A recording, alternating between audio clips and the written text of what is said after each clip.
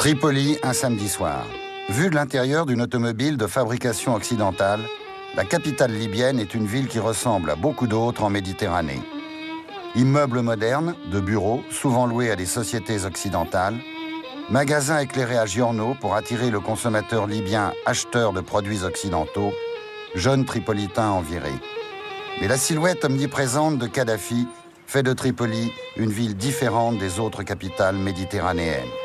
Kadhafi, le terroriste, banni de la communauté internationale jusqu'en 2004, fait une rentrée fracassante. Il renoue avec les États-Unis d'Amérique, la communauté européenne, et à l'été 2007, il contribue à la libération des infirmières bulgares et du médecin palestinien en faisant le voyage à Bruxelles pour rencontrer Romano Prodi, le président de la communauté européenne, puis en recevant le président français Nicolas Sarkozy. Réception qui conforte son retour sur la scène internationale et qui lui permet en même temps d'affirmer sur le plan intérieur, comme il le fait depuis le 1er septembre 1969, son rôle de guide de la révolution libyenne, sa révolution. L'affaire des infirmières bulgares doit être considérée dans une bonne mesure par rapport à la politique intérieure libyenne. D'abord, ça survient à Benghazi et non pas à Tripoli. Donc ça, c'est un premier élément. Or, Benghazi, c'est quand même... Benghazi et toute cette région, c'est quand même là où il y a la plus forte opposition à Kadhafi. Dans une certaine mesure, on peut y lire là le moyen avec lequel l'opposition exprime en quelque sorte, ou a voulu exprimer une certaine contestation du pouvoir. Le pouvoir a été amené, en quelque sorte, à entrer en discussion, a été amené à saisir la justice, et on connaît la suite. Cette condamnation à la peine de mort a créé une difficulté pour Kadhafi, parce que la peine de mort est contre les principes juridiques des pays européens. Par ce biais-là, créer des difficultés finalement pour le pouvoir et rendant difficile tout processus de rapprochement entre l'Europe et les pays, et la Libye en l'occurrence, si vous voulez. Kadhafi, le terroriste, revient de loin pour effectuer son retour international. À Berlin, en 1986, un attentat dont les USA lui attribuent l'organisation économique et la responsabilité idéologique tue un ressortissant américain. Ronald Reagan, président des États-Unis, traitera Kadhafi de chien enragé et la Libye d'État voyou. La riposte américaine sera violente et ciblée. Pour les Américains, à ce moment-là, à partir de ce moment-là, le régime n'est pas acceptable pour différentes raisons. La seule solution, c'est que ce régime disparaisse, si vous voulez. Alors, ça va être la politique américaine jusqu'à 1986, qui est le moment de ce bombardement. L'idée, c'était peut-être d'atteindre Kadhafi. Cet ours en peluche a appartenu à Anna, la fille adoptive du colonel tuée dans le bombardement. L'ayant atteint et touché, on allait provoquer une espèce de renversement et la fin de ce régime. La destruction de cette maison où vivaient des enfants est un acte politique dicté par le mal, qui a été commis par Reagan et Thatcher.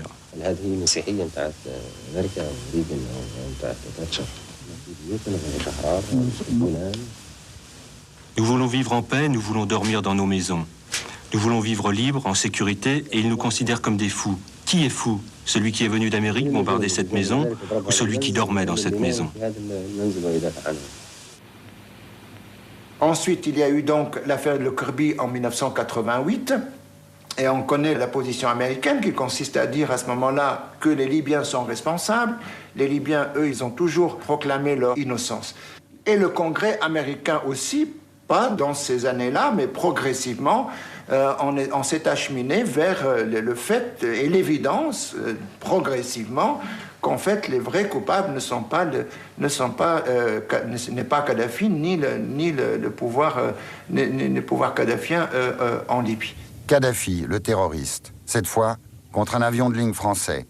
Terreur et violence encore, dont la Libye est toujours tenue pour responsable. La violence pour la violence comme acte de principe est quelque chose qui n'est pas concevable concernant l'action de Kadhafi. Tout ce qui peut être un soutien au mouvement autonomiste, par exemple, l'IRA, l'ETA et d'autres, Pour lui, ce sont là des opportunités et par là même amener les pays occidentaux à considérer que la Libye et Kadhafi est un acteur important. C'est l'instrumentalisation de la terreur par personne interposée, pour autant que ceci reste dans des dimensions acceptables. Là-dessus arrivent les événements de septembre 2001, et c'est là le renversement. C'est-à-dire qu'à ce moment-là, les Américains vont prendre conscience que sur le plan international, ils ont un nouveau ennemi, entre guillemets, et le nouveau ennemi, ce sont les islamistes et l'Al-Qaïda. À partir de là, il s'agissait donc de repenser la géopolitique, repenser la stratégie américaine, avec la conséquence que les ennemis d'hier peuvent être aujourd'hui les alliés. Et c'est ce qui est arrivé avec Kadhafi. Il y a certainement des éléments concernant l'islamisme radical que les Libyens ont et qu'ils ont donné, voire des noms probablement, et ceci a été un des éléments qui a favorisé ce rapprochement dans la mesure où les Américains ont eu la preuve d'une certaine manière que cette collaboration, elle apporte ses fruits, si vous voulez, mis à part tous les aspects économiques, etc. Il y a pour nous un autre guide en Libye. C'est Antoine Sfer, journaliste, directeur des Cahiers de l'Orient, un spécialiste. Il connaît bien la Libye et ses paradoxes, ceux du guide aussi. Kadhafi est quasiment le doyen des chefs d'État arabes. Et pourtant, c'est le plus jeune, ou parmi les plus jeunes. Il n'a que 67 ans.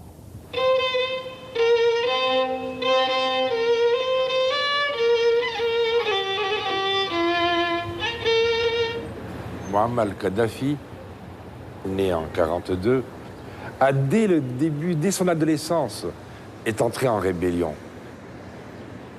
Il se fera mettre à la porte des écoles. Pourquoi?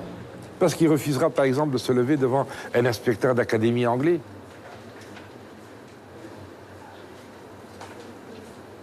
Il va essayer de réunir ses camarades pour commencer à se rebeller ensemble contre le pouvoir établi, la monarchie qui est à la solde de l'étranger. Et Kadhafi va rentrer à l'académie militaire.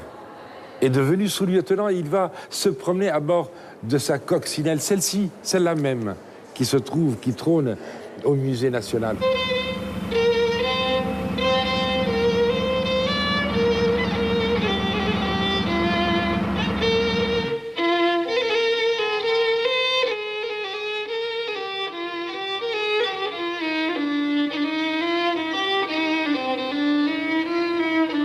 La Libye, c'est un très vieux pays. Vous avez la Libye phénicienne, la Libye romaine, la Libye grecque, la Libye byzantine, la Libye islamique. C'est un très vieux pays.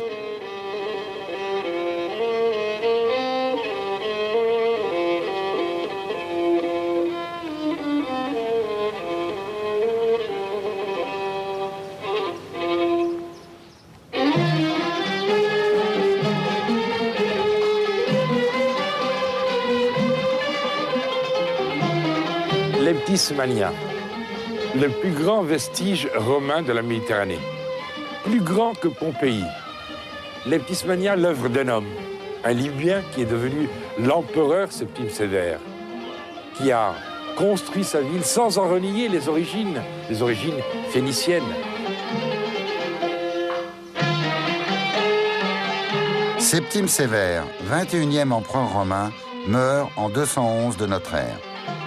Leptismagna compte alors environ 300 000 habitants. C'est une ville très prospère, dont de surcroît, l'importance stratégique pour les routes caravanières et maritimes va attirer sur le territoire libyen tous les envahisseurs. Successivement, au cours des siècles, Vandales, Arabes, Chrétiens d'Orient, Berbères, Égyptiens, Espagnols, Chevaliers de Malte feront des trois provinces libyennes, cyrénaïques, tripolitaines, Faisanes, un champ incessant de leurs affrontements jusqu'à ce que l'Empire ottoman s'y établisse à la fin du XVIe siècle. Sa domination durera jusqu'en 1911. Après avoir déclaré la guerre à l'Empire ottoman, le royaume d'Italie annexe la Libye. Cette première colonisation est relativement pacifique. Mais l'arrivée au pouvoir en 1922 de Benito Mussolini change tout.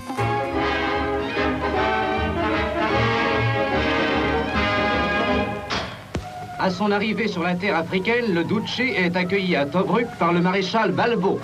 Le Duce se rend ensuite à Benghazi. Le lendemain, les plus valeureux guerriers libyens viennent en témoignage de loyalisme offrir à M. Mussolini l'épée de l'islam.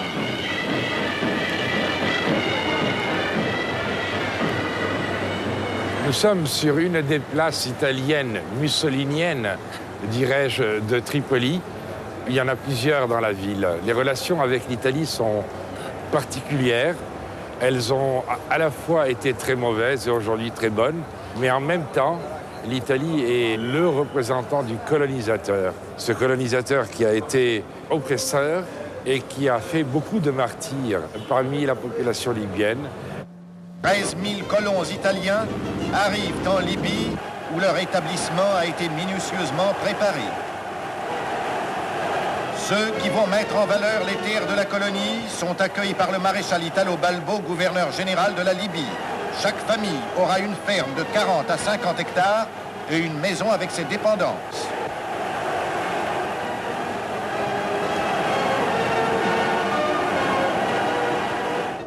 Voici une autre place italienne, mussolinienne également d'ailleurs, comme on le voit.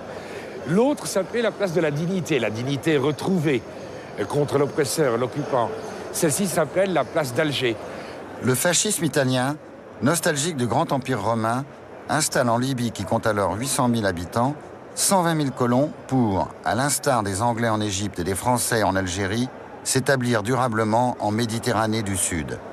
Cette deuxième occupation sera violente et générera par voie de conséquence de nombreuses résistances nationalistes. La Sanoussia est la plus importante. Ce mouvement, d'abord religieux, installé en Cyrénaïque depuis 1843, a pour but la propagation de l'islam en Afrique. Son chef, Oumar al-Mukhtar, sera pendu par les Italiens et la Sanoussia prendra politiquement la direction des mouvements de libération. Nous sommes dans le cadre d'une organisation réformiste, c'est-à-dire, au fond, une espèce de volonté de retourner aux sources. Mais la source, c'est d'abord le Coran et la tradition du prophète, et en même temps, toute la dimension sociale, toute l'activité sociale de la confrérie. C'est aussi là une dimension assez, qu'on peut appeler ça, assez mystique, au fond, de l'organisation Sanoussi, proche des mouvements soufis, d'une certaine manière.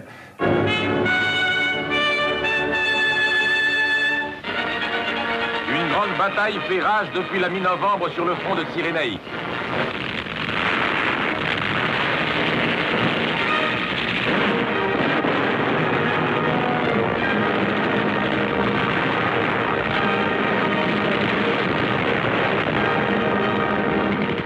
La Seconde Guerre mondiale, c'est le débarquement des Alliés en novembre 1942 et le choix que fera la confrérie Sanoussi d'être du côté des Alliés, et en particulier du côté de la Grande-Bretagne.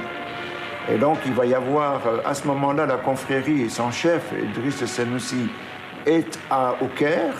C'est un homme profondément religieux, c'est un homme qui est très peu public. Ses apparitions publiques sont extrêmement rares, mais en même temps, il parle au nom de la Libye, parce qu'il s'appuie justement sur la confrérie Sanoussi, il s'appuie aussi sur différentes organisations nationalistes qui ont apporté une légitimité. Mais lorsqu'il rentre en Libye, il rentre chef de la confrérie et en même temps chef du mouvement national.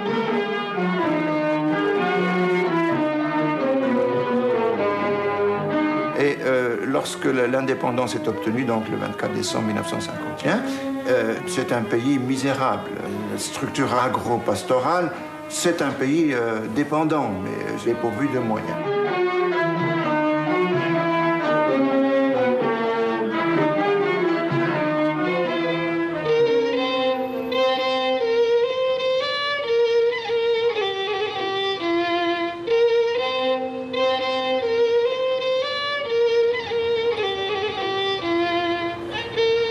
On est arrivé à une indépendance qui, il faut bien le dire, a été relativement rapide. Et ce n'est que à partir de 1962 à peu près que la situation commence à changer, c'est-à-dire c'est le moment où on commence à produire du pétrole et à l'exporter. Donc on est dans une situation où la société libyenne va subir de profondes transformations sur le plan économique, culturel, social, une société qui va devenir de plus en plus une société de consommation. Nous avons une monarchie qui va perdre du terrain, perdre pied d'une certaine manière, dans un contexte international marqué quand même par un certain nombre d'événements importants. 56 déjà, la crise de Suez, la guerre de juin 67, une mauvaise connaissance, disons, de la situation géopolitique. Bref, l'influence de l'Égypte de plus en plus grandissante, l'influence des idées de Nasser, l'influence du nationalisme arabe, toute une série de facteurs qui ont contribué à transformer la société libyenne, toute une série d'éléments qui échappaient à la confrérie Sanoussi, échappaient au monarque donc au roi Idriss, et qui faisait que ce gouvernement était en décalage de plus en plus grand.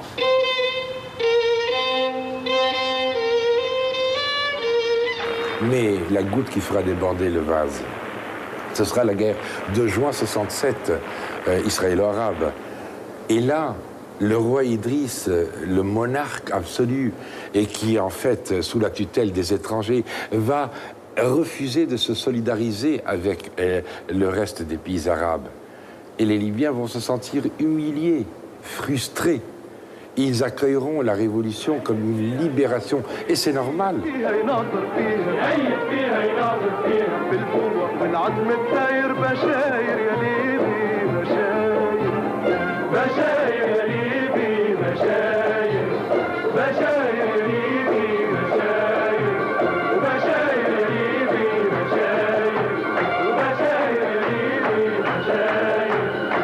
Donc, Kadhafi, c'est un jeune idéologue, c'est un jeune nationaliste arabe, nourri par cette critique de la démocratie représentative, nourri aussi par un sentiment que la Libye a toujours été méprisée par les pays occidentaux, que ce pays a peut-être quelque chose à apporter. Ça, je crois que c'est un élément moteur qui explique en partie, en tout cas, cette volonté d'arriver au pouvoir.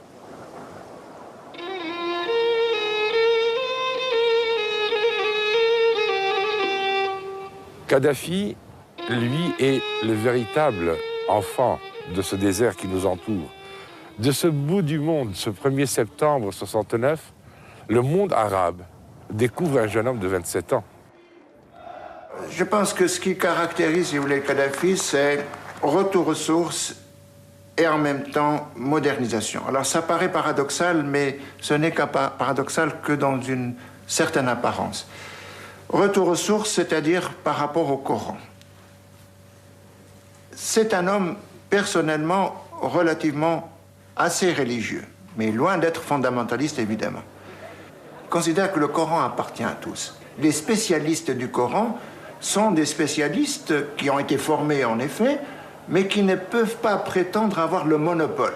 Donc, par conséquent, il entre dans des relations conflictuelles avec ceux qui sont censés être les interprètes légitimes du Coran, c'est-à-dire les docteurs de la foi, c'est-à-dire les oulémas. Et d'autre part, l'islam n'a pas à proprement parler d'oulémas, contrairement, par exemple, à la doctrine catholique. Parce que vous avez dans la doctrine catholique, vous avez la doctrine, vous avez les gardiens de la doctrine, et vous avez le droit canon, par exemple, etc., qui sont des éléments très importants et pour lesquels on forme des gens compétents. Et donc la position de Kadhafi consiste à dire qu'au fond, chaque musulman peut lire le Coran et en donner l'interprétation qu'il sent, qu'il voit, et qui soit compatible avec la situation qui est la sienne.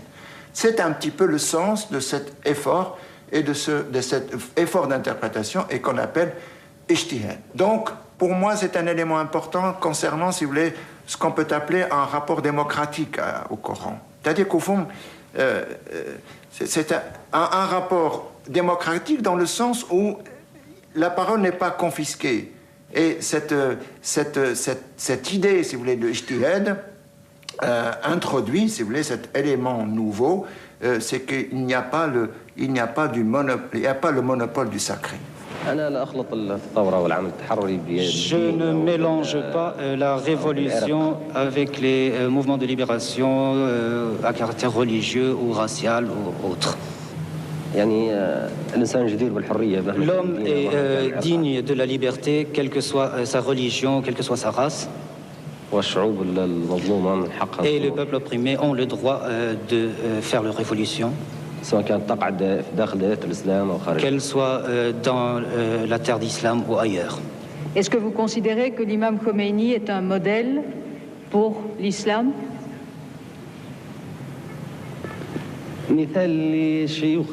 Un modèle pour les cheikhs de l'islam. Kadhafi lui-même est en train de réfléchir. Il se rend compte qu'il faut rendre le pouvoir au peuple. Comment rendre le pouvoir au peuple? Lui qui est tellement imprégné de la Révolution française.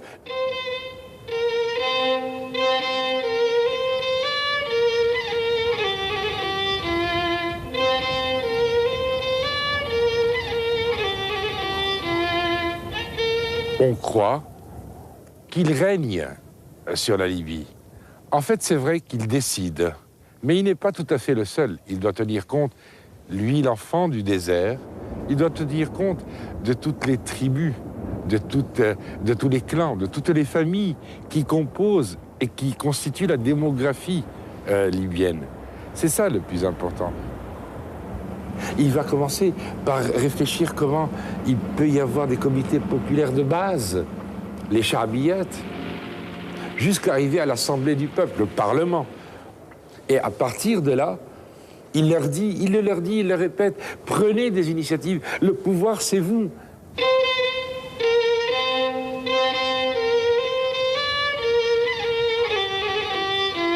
Kadhafi a, d'une certaine manière, parfois un petit peu cette euphorie de dire que, au fond, la Libye peut innover, y compris en matière de démocratie, et renouer en quelque sorte avec une conception antique de la démocratie, dans la démocratie directe.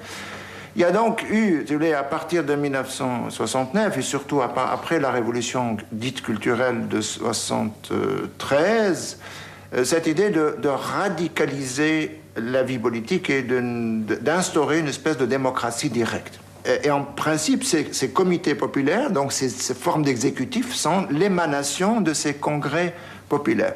Les congrès populaires regroupent donc tous ceux qui sont en âge de voter, à 18 ans, et qui sont en âge de délibérer des questions politiques.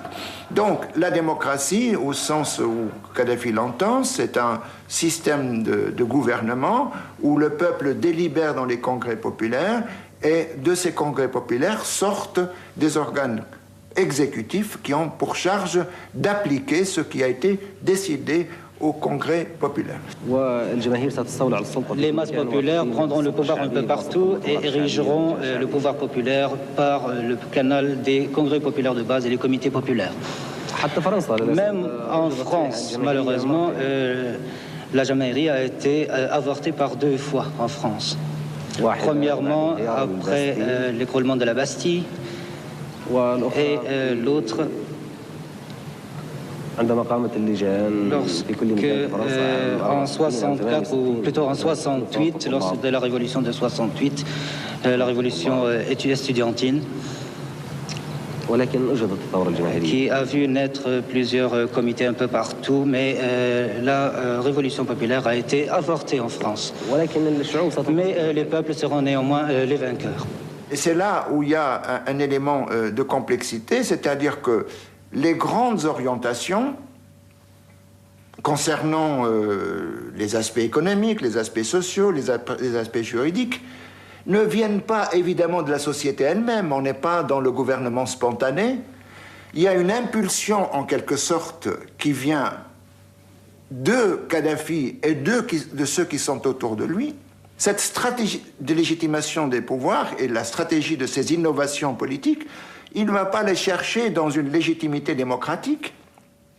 Il va les chercher dans ce qu'il pense être la légitimité coranique, effort d'interprétation, ijtihad, et dans le fait qu'il va constituer autour de lui un certain nombre d'acteurs, acteurs sociaux, les femmes, pas seulement les femmes, hein, aussi les comités révolutionnaires, et les rapports qu'il a avec eux peuvent être interprétés à l'image de ce qu'a été le rapport du prophète aux compagnons. Et il y a là, si vous voulez, en quelque sorte, ce qu'on peut appeler un petit peu une homologie structurale, dans la mesure où le mode d'action est conforme à ce qu'il croit être la manière avec laquelle le prophète a énoncé des vérités sur les sociétés et la manière avec laquelle il a organisé autour de lui la première communauté des musulmans pour faire vivre d'une certaine manière l'État musulman tel qu'il a pris naissance après la révélation du prophète. Je suis le prophète de la révolution et non le prophète de Dieu. Cette démocratie directe, ce gouvernement du peuple par le peuple, cette utopie révolutionnaire ne va pas sans conséquences. Je ne sais pas comment il est arrivé à cette idée-là, le pouvoir du peuple. Donc, et là, on a commencé à voir le livre vert. Et ensuite, on est passé au comité révolutionnaire, que moi je considère que c'est la période... c'est une tache noire dans le parcours du colonel Kadhafi. Pourquoi? Parce que les comités révolutionnaires, ils ont maltraité la population. Donc, ils ont cru à un moment donné que...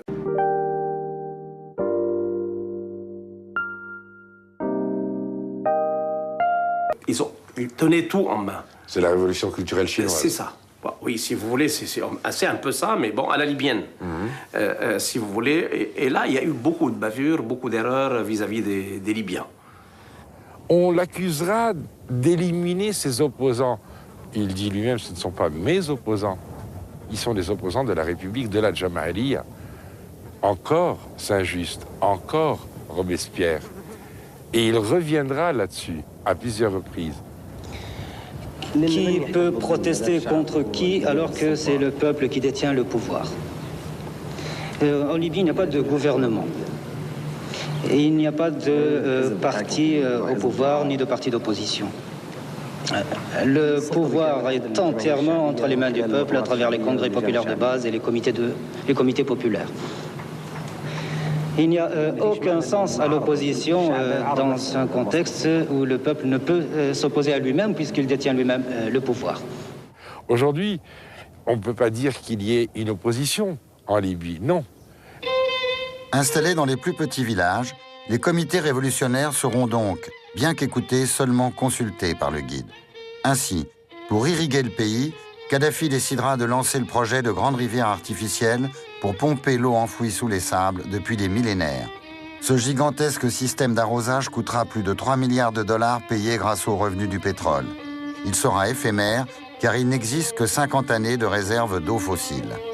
La Libye, c'est entre 3 et 5% de terre arable. Aujourd'hui, à Kobao, à quelques mètres des greniers fortifiés de Kobao, là où les paysans entassaient leur huile, leurs céréales et tout ce dont ils avaient besoin pour toute la saison, on comprend réellement ce besoin de sortir de l'eau du centre de la terre. En Égypte, il y a le dieu Nil. Ici, il n'y a point de dieu fleuve. Donc on a besoin de cette eau. Ce projet pharaonique, certainement, décrié de grandes rivières par certains, est limité dans le temps. Kadhafi lui-même, quand il a annoncé, il a dit, mais dans 50 ans, parce que ça ne durera que 50 ans, ne venez pas me dire, il n'y a plus d'eau. Oui, il n'y aura plus d'eau, mais au moins, pendant ces 50 ans, on pourra peut-être agir sur le microclimat, faire pousser de la verdure et surtout donner à manger à tous ceux qui habitent là.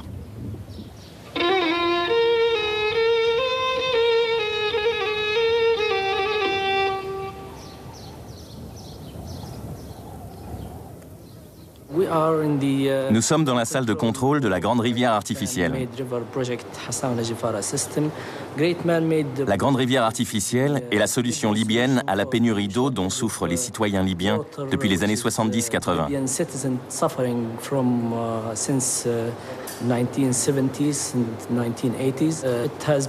Le projet a commencé en 1984 avec un débit initial de 2 millions de mètres cubes par jour.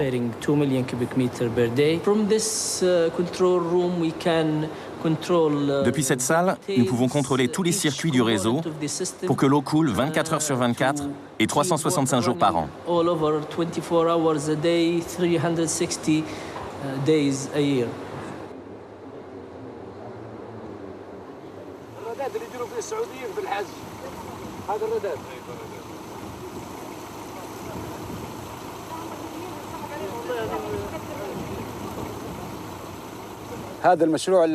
Là où nous nous trouvons, il y a 2 ans, c'était une étendue de sable, c'était le désert. Nous sommes entre la côte et la montagne, à 60 km de Tripoli approximativement.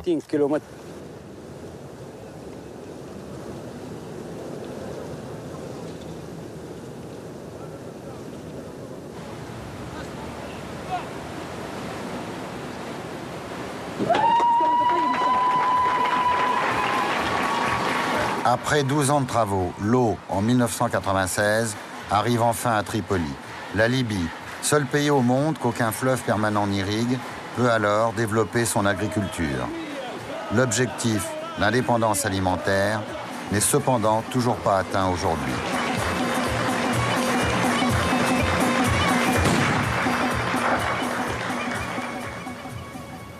Nous sommes à la limite des 3 frontières-là.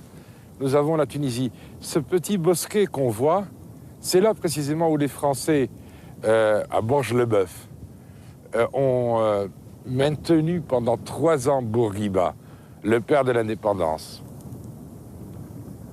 Là, on a l'Algérie. Voilà le poste, voilà la bâtisse qu'on voit. Et puis de ce côté-là, tout au fond, on a le Tchad et le Niger.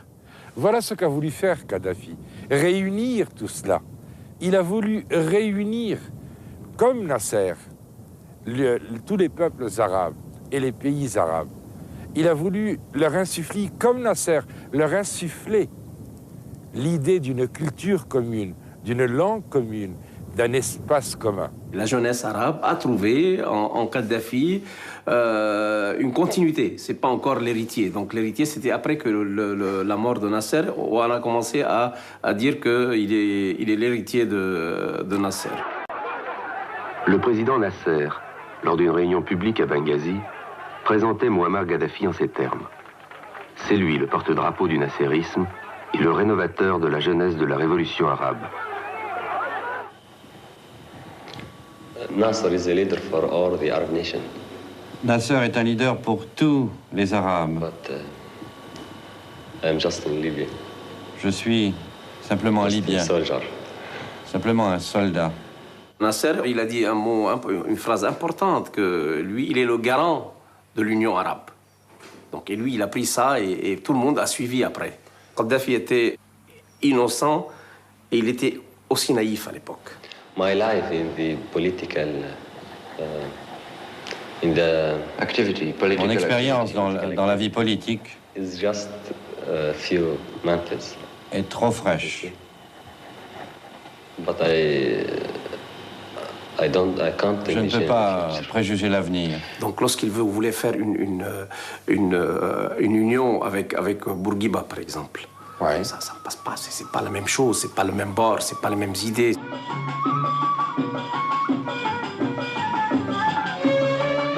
Il est allé proposer à Sadat et au président Assad. Bon, Sadat, il comprenait, il avait besoin de l'argent de la Libye, donc il a profité le maximum, notamment avant la guerre de 73.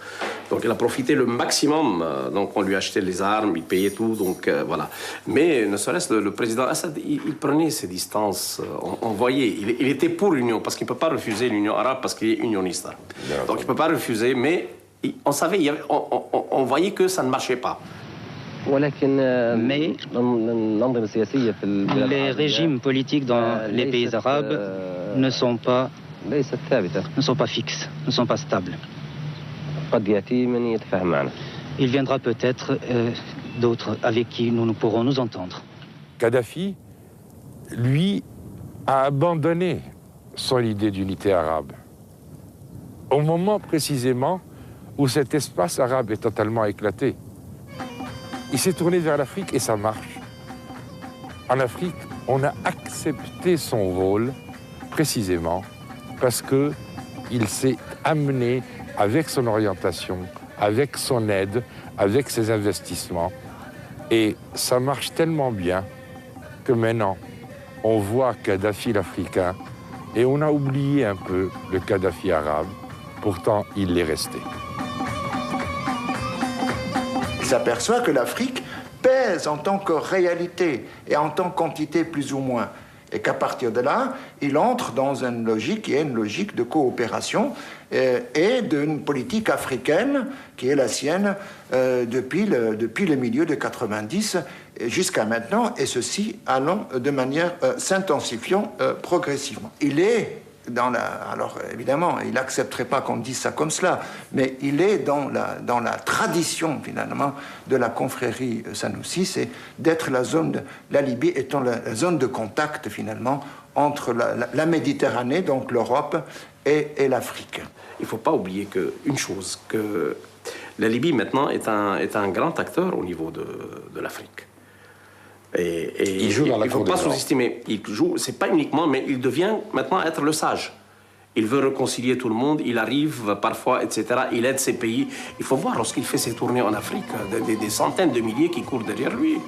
Récemment, lui, le changement, le tournant qu'il a fait, le virage, si on peut utiliser le terme, c'est qu'il a compris qu'il n'a pas le choix. Il n'a plus le choix. S'il y avait l'Union soviétique, il manœuvrait. Il ne cédait jamais. S'il y avait une Europe, moi, il me l'a dit un jour, si les Européens sont des hommes, moi, je suis les Européens. Mais malheureusement, les Européens suivent les Américains. Pour lui, l'Europe ne pèse pas d'un poids lourd en tant qu'institution, en tant qu'organisation régionale, par rapport au poids que représentent les Américains. À partir de là, il considère que les Américains sont les partenaires obligés, disons, sur la scène internationale, et qu'on ne peut rien faire qui soit contre eux, mais qu'on a davantage à gagner qu'en étant avec eux que contre eux. Les relations sont aujourd'hui quasiment normales.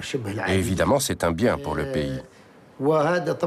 Bien sûr, les États-Unis ont utilisé le commerce international et la force, ainsi que le gel des comptes et l'embargo sur les exportations de matériel et de produits.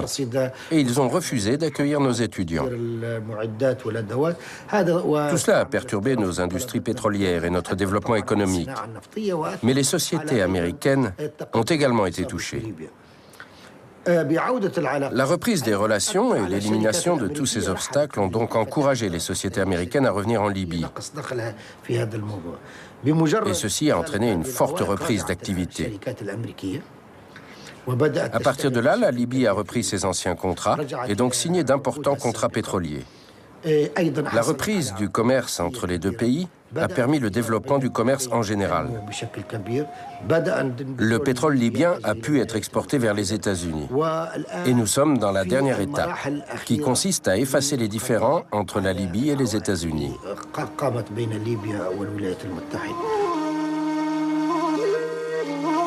Bien qu'impliquée dans d'importantes recherches pétrolières, la France n'exploite que 1% du pétrole libyen, alors que, par exemple, les États-Unis en exploitent 20% et l'Italie 16%. Actuellement, la production de pétrole libyen est de 2 millions de barils par jour. Elle retrouvera son niveau de 1970, c'est-à-dire 3 millions de barils, en 2009. Nous avons lancé des appels d'offres aux sociétés étrangères afin qu'elles collaborent avec nous pour ces raffineries. Nous sommes donc en négociation avec ces sociétés pour deux raisons. La première, c'est le développement de ces raffineries, c'est-à-dire la croissance de la production et l'amélioration des performances de ces raffineries grâce à la participation de sociétés étrangères pour en améliorer la gestion et favoriser les investissements extérieurs. Mais la majorité des sociétés nationales sont elles aussi intéressées. C'est la première fois qu'un chef d'État français se rend en Libye. Maintenant, tout le monde se bouscule au portillon de Tripoli. Dans l'espace de 2 mois après cette levée d'embargo, on a vu tout le monde, tous les présidents, tous les chefs d'État occidentaux qui étaient là.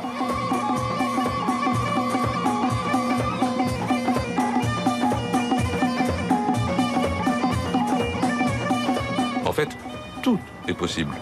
Le tourisme, l'immobilier, l'industrie manufacturière, l'industrie de transformation, l'agriculture, l'irrigation, mais en tout cas, la plupart des secteurs dans lesquels l'État était le seul opérateur se sont ouverts maintenant au secteur privé.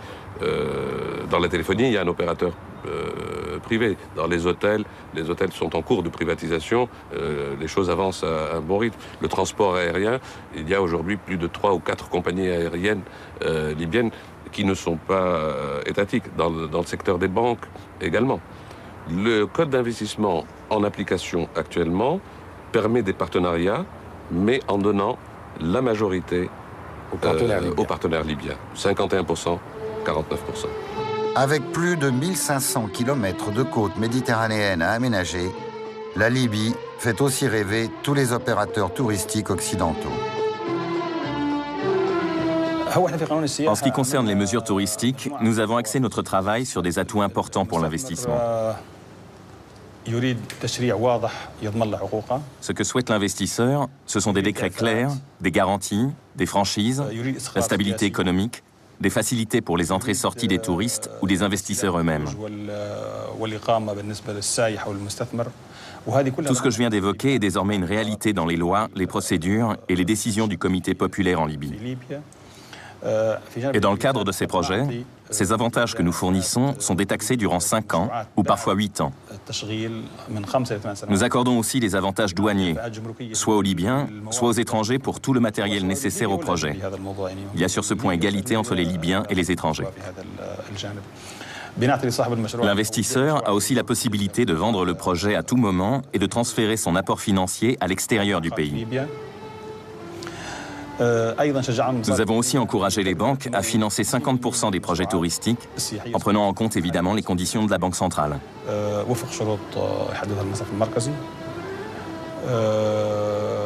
Voilà les éléments majeurs en ce qui concerne l'investissement. Quant à la sécurité en Libye, c'est un pays sûr. Depuis 36 ans, il n'y a pas eu d'acte terroriste. Depuis la fin des années 90 et notamment l'an 2000, il y a eu une sorte de curiosité qui a poussé nos compatriotes à venir découvrir ces trésors. Mais il y a eu entre-temps, le 11 septembre 2001, la guerre sur l'Irak, les troubles en Palestine. Tout cela a aussi ralenti le flux de ce que peut être le tourisme de demain dans ce pays. Une mamelle économique, mais aussi un énorme vivier de connaissances et de savoir de ce qu'a été notre passé en Méditerranée. La Libye est donc un pays riche en train de devenir encore plus riche. Depuis la levée de l'embargo américain en 2004, l'argent y abonde. Le peuple libyen, cher à Kadhafi, en est-il le premier bénéficiaire? Eh oui, le résultat n'est pas toujours au rendez-vous. La redistribution n'est pas toujours là. La redistribution se fait selon un processus qui est particulier. C'est-à-dire qu'un certain nombre de produits, jusqu'à présent, ont été subventionnés, dans ce sens où l'État revendait aux citoyens des produits en dessous du prix auquel il l'achetait. C'était une façon de redistribuer la manne pétrolière. Depuis quelques mois, les droits de douane ont été supprimés. Et c'était une façon de dire l'État n'a pas besoin de redevances pour boucler son budget, puisqu'il est à la manne pétrolière.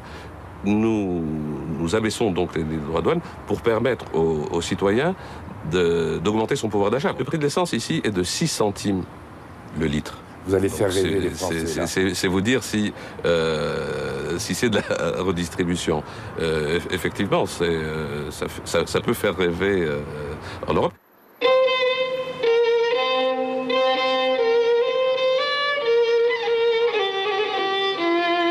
Le processus de privatisation en cours, si vous voulez, montre aussi d'une certaine manière qu'on a affaire à un système de gouvernement et à un homme finalement où la dimension pragmatique est beaucoup plus importante qu'on le croit, si vous voulez. Et si la configuration venait à changer, aussi bien sur le plan interne que sur le plan international, eh bien, il faut changer aussi de politique.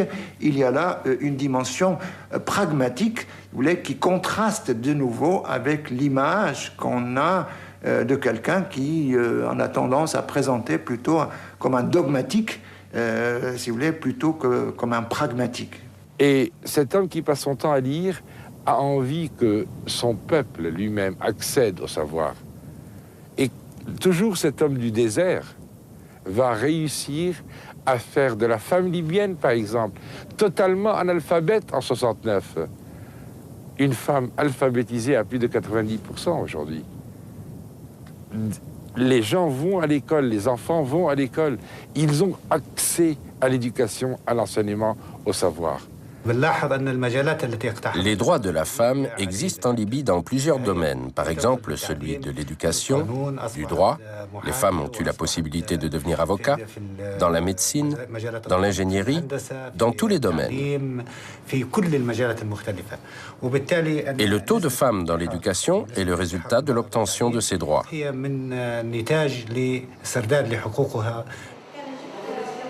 Dans les cycles de scolarité primaire et secondaire, le pourcentage d'élèves féminines est de 51 à 57%. Dans cette école, tous les enseignants sont des femmes. Et bien évidemment, la femme joue un rôle primordial dans la politique de l'éducation en Libye. Dès 1969, les femmes étaient considérées pour Kadhafi comme des actrices du système politique et une puissance, en tout cas, un élément pour lui pour mobiliser la société. Alors il va dire jusqu'à, en effet, dire que le voile n'est pas coranique, de dire que la polygamie n'est pas coranique non plus. Il y a toute une série d'éléments qui, en effet, qui vont assez loin. Je travaille dans l'enseignement depuis 1967. Et l'école, c'est ma première maison. Je n'ai pas d'enfants, seulement les enfants de l'école. Je travaille de 6h à 22h et parfois jusqu'à minuit. La société ne m'intéresse pas. Ce qui m'intéresse, c'est la génération qui vient, comme n'importe quelle mère qui élève ses enfants pour qu'ils soient les meilleurs.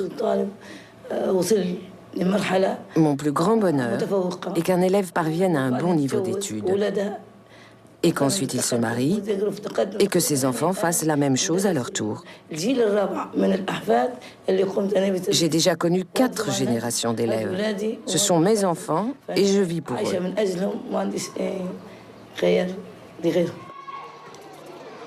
C'est une constante de la politique de Kadhafi et cette constante est que, au fond, une société arabe reste une société musulmane dans la mesure où elle doit rester fidèle à l'esprit du Coran, mais les sociétés musulmanes doivent se transformer. Et la première des transformations, c'est de transformer le statut de la femme, c'est d'en faire une personne égale sur le plan des droits et des devoirs à l'homme. Et ça, ils considèrent que c'est un enjeu de taille.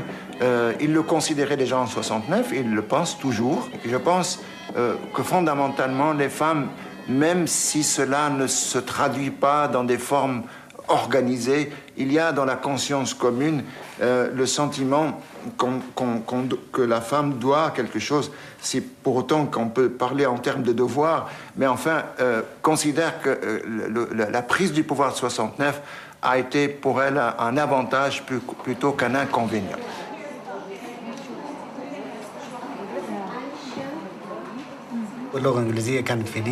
La langue anglaise est enseignée en Libye depuis des années. C'est la seconde langue. Mais on enseigne aussi le français et aussi les langues africaines de Libye et le berbère. Nous pensons que si l'élève commence dans les petites classes, ça lui permet de mieux connaître les langues étrangères. Mais la priorité doit toujours être donnée à la langue arabe comme langue maternelle.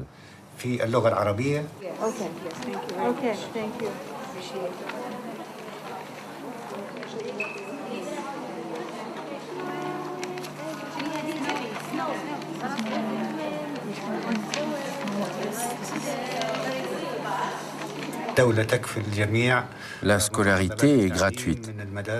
L'État prend en charge les frais, les livres, les enseignants. Le dernier recensement donne pour la Libye une population de 5,5 millions d'habitants. Et cette politique d'éducation a permis un taux de scolarisation très élevé.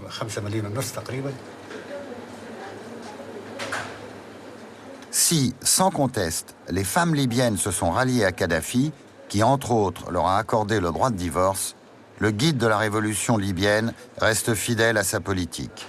La démocratie directe, l'utopie révolutionnaire. La démocratie représentative n'est toujours pas à l'ordre du jour en Libye.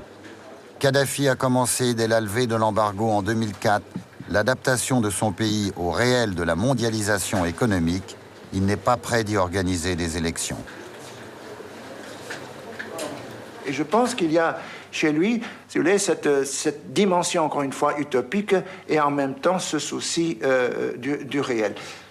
Bien entendu, il y a un certain nombre de contradictions. Une des contradictions, c'est qu'il n'a pas véritablement pensé la question de la liberté.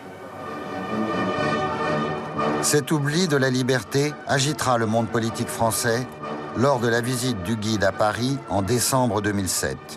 La question des droits de l'homme suscitera débats, controverses, polémiques en tout genre, jusqu'au sein du gouvernement de Nicolas Sarkozy. Est-ce qu'aujourd'hui, il s'occupe de sa succession? Vous savez, s'occuper de sa succession, ça ne marchera pas. Il le sait? Je pense qu'il le sait très bien. Il le sait très bien, et comme vous voyez, bon, ses enfants, c'est pas nécessairement que ses enfants soient en Kadhafi bis. Et lorsque vous faites la tournée de la Libye, vous voyez, déjà les comités révolutionnaires ont dit que il n'y aura pas de fidélité qu'à vous. C'est-à-dire le reste, si nous sommes fidèles à vous, c'est pas nécessairement que nous serons fidèles aux enfants.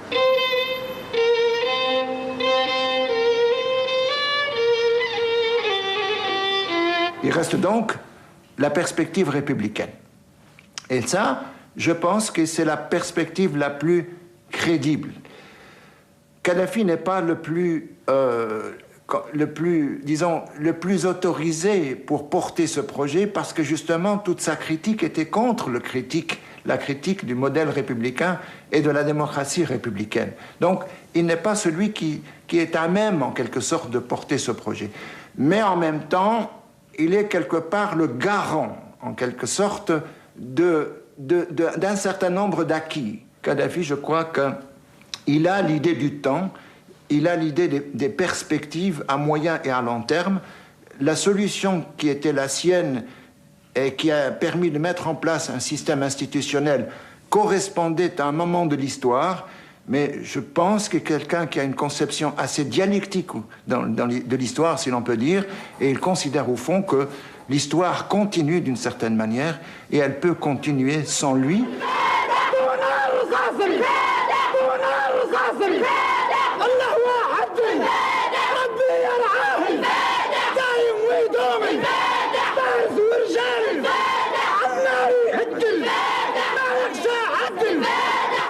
Pour rester au pouvoir pendant plus de 33 ans, je pense que c'est pas un bouillant colonel, ni un type qui voilà, moi, c'est les faits. C'est comme les chiffres en économie. Les chiffres parlent d'eux-mêmes. Ce monsieur, il est depuis 32 ans. On a vu passer tous les chefs d'État qui sont partis. 37 ans. 37 ans. Oui, donc il est là.